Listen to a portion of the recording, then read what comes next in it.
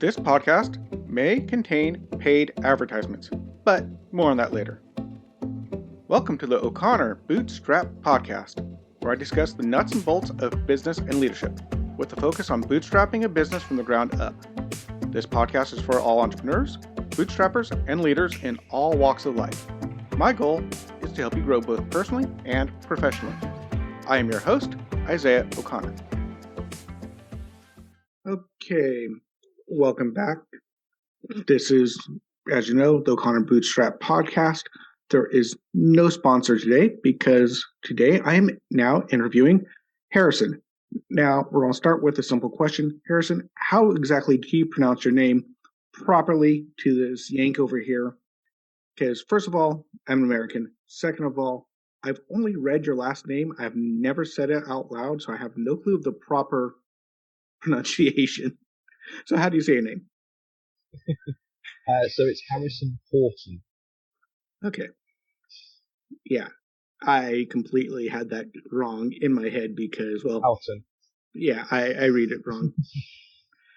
So I read a meme somewhere that says, if someone mispronounces a word, especially a big word, then you should be actually proud of them because that means they read a lot and they learned it by reading. Yeah. Okay. So, Harrison, first of all, tell me a little bit about yourself. Because, of course, I know a bit about you. We've been known each other for a few years now. But what do you do? And what is that, how we met up? Yeah. So I've been a professional magician before COVID for well over 5-10 years. And during this pandemic, I just really transformed my business from a one-off show model to a recurring, basically, model, effectively meaning that now I'm getting clients and I help clients on a month-to-month basis, on a retained basis. With hypnosis, with magic, and with mail. So, for example, I teach hypnotists, people how to do hypnosis in 30 days or less without being a hypnotherapist. I teach people how to be an amazing magician without having to go to magic school in less than 30 days. And you do this all virtually? All virtually, yes. I work with clients all over the world globally. So, real quick, Harrison, if I remember, you found me on some of the balloon groups, Facebook groups, since the worlds of magic and illusion does often not really collide, but bleed over into the world of balloons and balloon entertainment and clowning. There's quite a bit of overlap there, and you found me and added me because you liked what I did, or something along those lines. I can't remember. It's been a few years.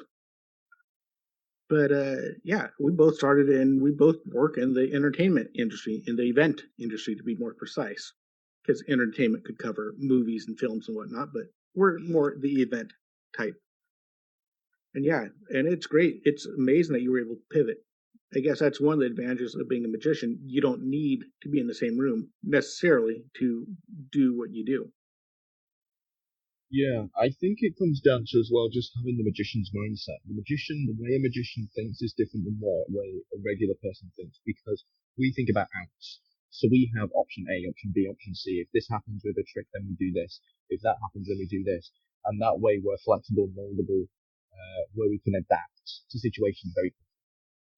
And I actually did an entire podcast on being flexibility, and that's actually a mindset that a bootstrapper and entrepreneur really should have, and that is plan A, plan B, plan C, all the way on to plan Z, if not further, or Z if you're British or Canadian for that matter.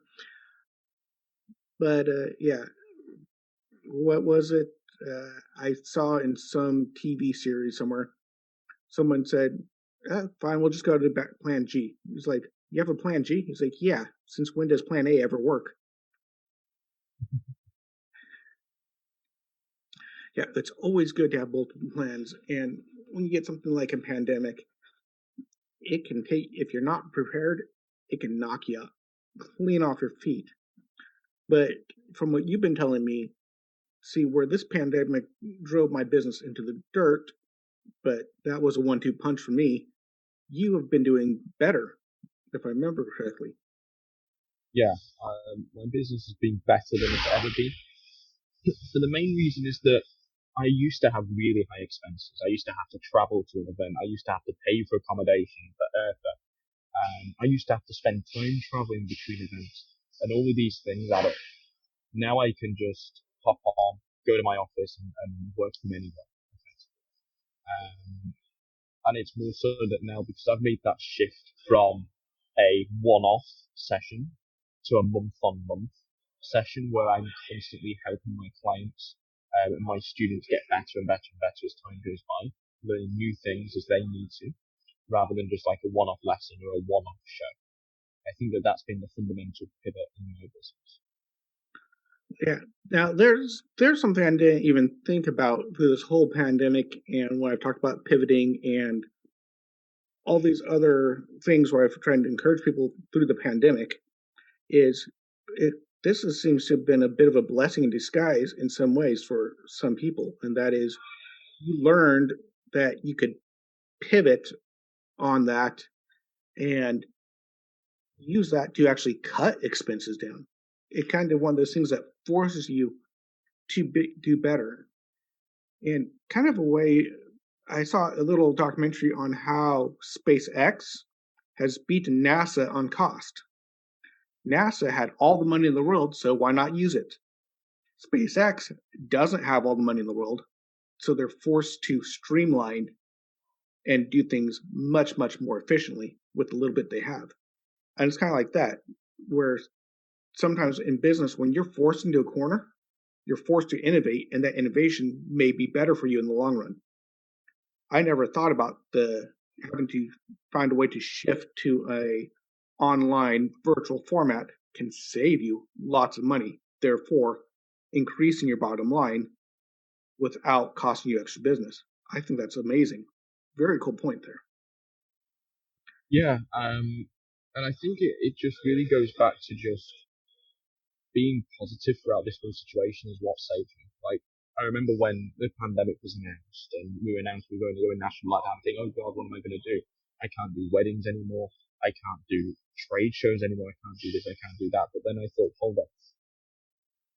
I now have access to everyone because everyone is constantly at home. They're just waiting for me to get in front of Yeah, very good point where don't panic. The number one rule of the Hitchhiker's Guide to the Galaxy, right? Don't panic. Number two rule is don't forget your towel. But I can go into that later. Have you ever read that book or seen the movie, by the way? I've not seen that away. No, I will put it on my list. Yeah, it is kind of funny. The author, I blanked on his name, Douglas Adams. One of my favorite lines of his, he said, I love deadlines. I love the sound they make as they whoosh past me. Yeah, really funny guy. But that's neither here nor there. No, so that's really cool. Now, how did you get started with your own business and being an entrepreneur? And are you currently working a regular 9 to 5 job as well today? Now not, no. I finally managed to get to the point where I can sort of no longer have to rely on that. So now I'm completely contracted based. Where I don't have to work a 9 to 5. I'm just working on contracts with different companies and clients. Basically, with what I do. The way I got started, I started getting into hypnosis at 10 years old. I went to see a magic show that was really impressive and amazing. And then I found my first mentor who showed me the ropes, and I started doing children's entertainment, similar to what you did with the balloons. I did the same thing, just not on the same complexity. My balloons are simple and easy to do. And so I do balloons, I perform at kids' parties, and then I started to work my way up into weddings. And eventually, by the age of 13, I was working for corporations around the world, doing magic shows, working for Fortune 500 companies, scaling and building my business.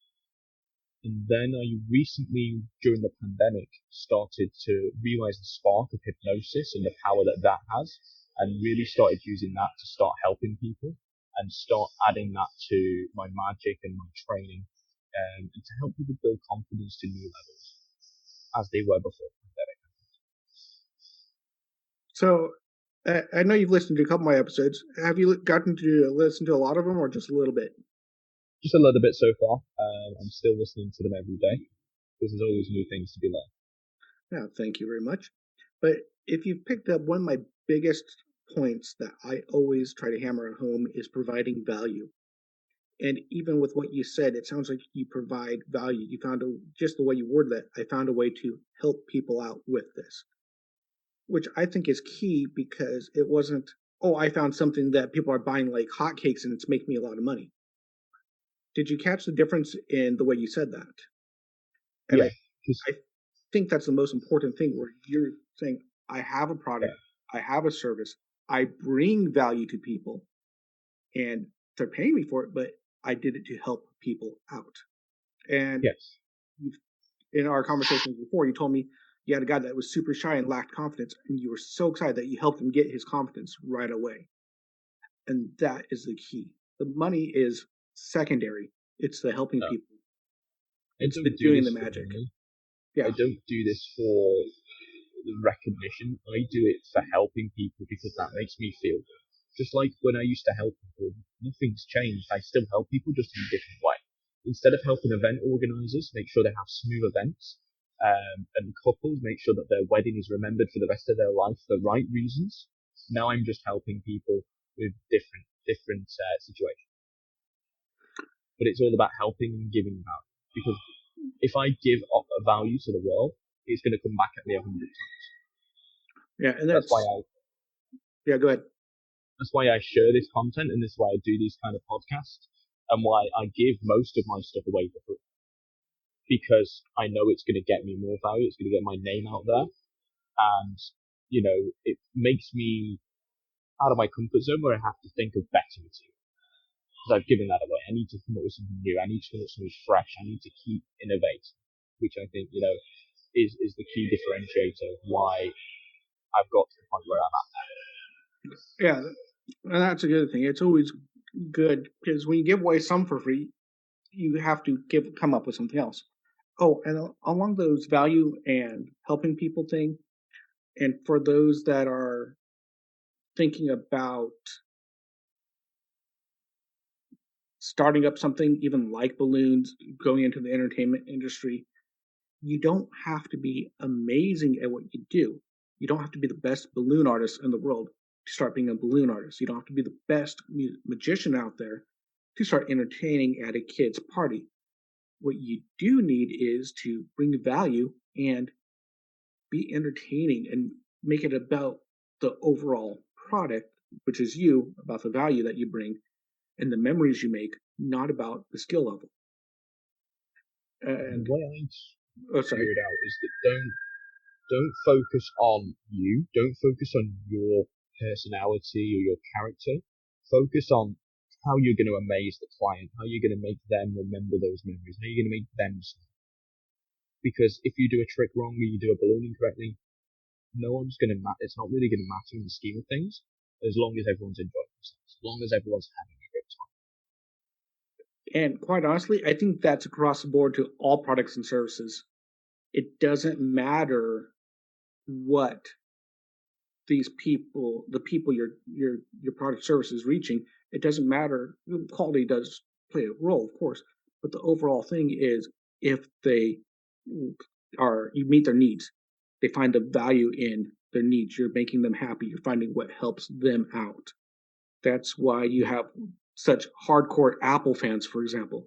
Apple can have a major flop or something wrong with their phone, and they'll just keep buying them because they find a lot of value in the company because the company finds a lot of value in them.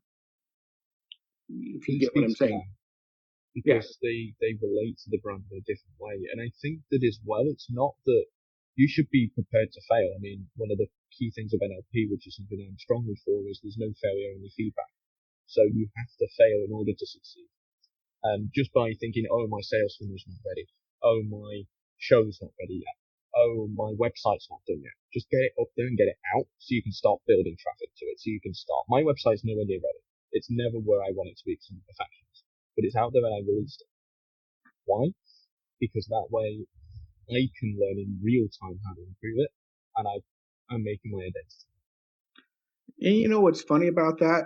What I've noticed is if things are not perfect, they drive people like us crazy or other people in the industry crazy, but the general public doesn't care and won't notice.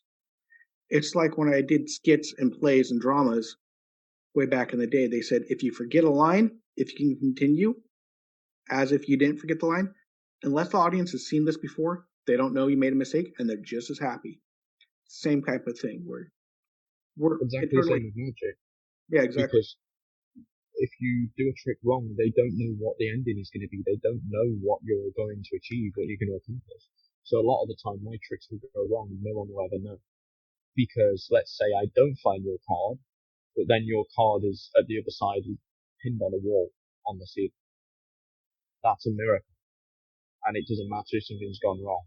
The bigger picture is it looks like everything was meant to be that way. Yeah, If you drop a card on the floor, make it part of your act, own it. You exactly. integrate that into the trick. Yeah, and that's so important. Is you just continue through the show must go on. If you're in the performer thing, same thing with regular business. Yeah, you can only make mistakes. But one of my favorite phrases from MythBusters is failure is an option. Unfortunately, with magic and balloons, it's not usually a failure and their entire car explodes into a million pieces when it wasn't supposed to. But yeah, there's so much to that. And it's also your attitude with things.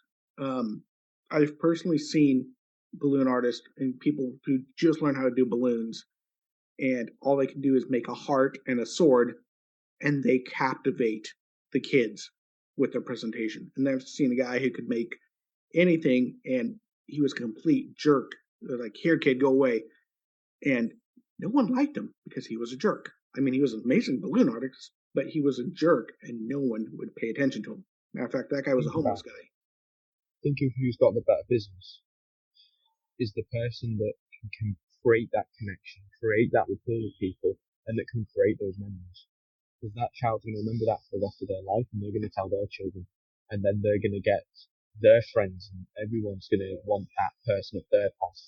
The children are going to want that person versus the person that can do extravagant balloons and, oh, look at me, I'm the show off, which is what the client does not want. Yeah. And I think you said something earlier, the correct memory, the right memory. Because the other guy, I saw him when I was, 18 years old. I ran into this guy. So that's 24 years ago. Yeah, I'm getting old. But I still remember him for all the wrong reasons.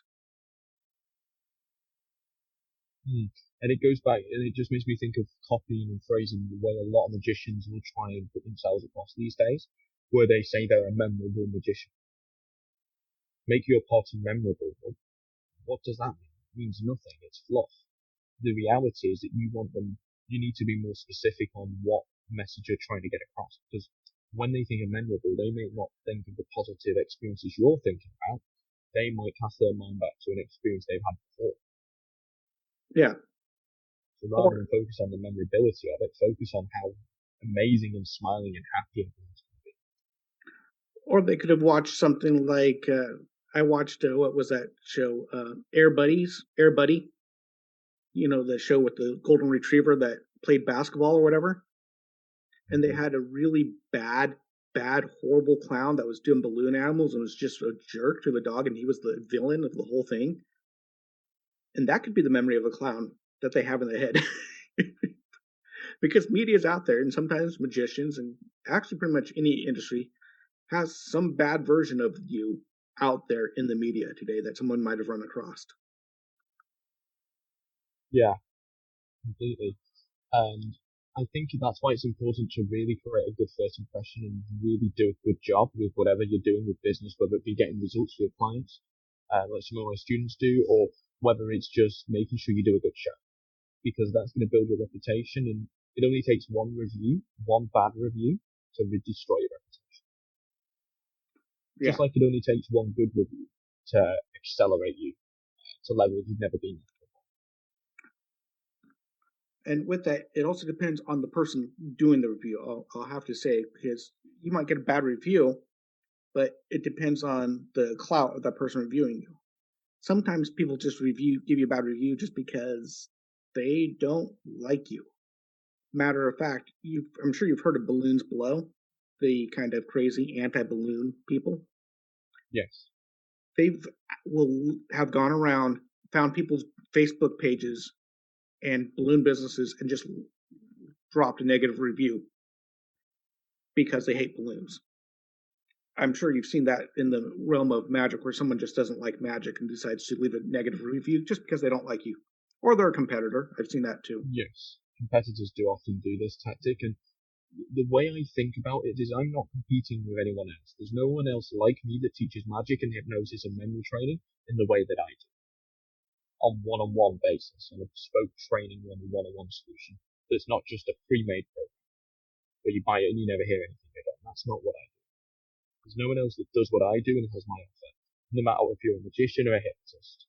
The only people I'm competing with is myself. And that's a very, very good point for all businesses.